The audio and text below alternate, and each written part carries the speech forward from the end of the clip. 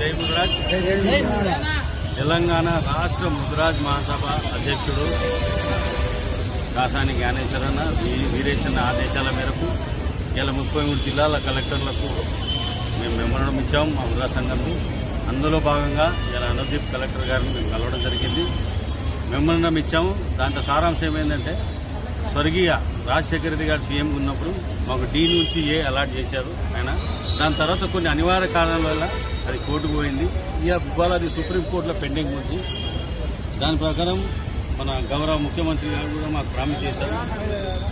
Recently Mudiraj సంఘం చైర్మన్గా జ్ఞానేశ్వర్ గారికి ఇచ్చారు. ఆయనతో కలిసాము. వాళ్ళు ఏమన్నారంటే మొత్తం ఎమ్మెల్యేలందరికీ కలెక్టర్లందరికీ మెమోరాండం ఇచ్చాము.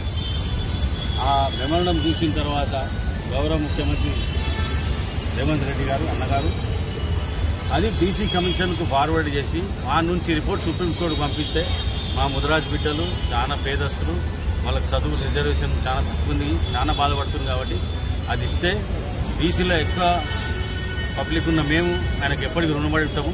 దయచేసి ఇది ఒకసారి చూడాలని మా ఆలోచన.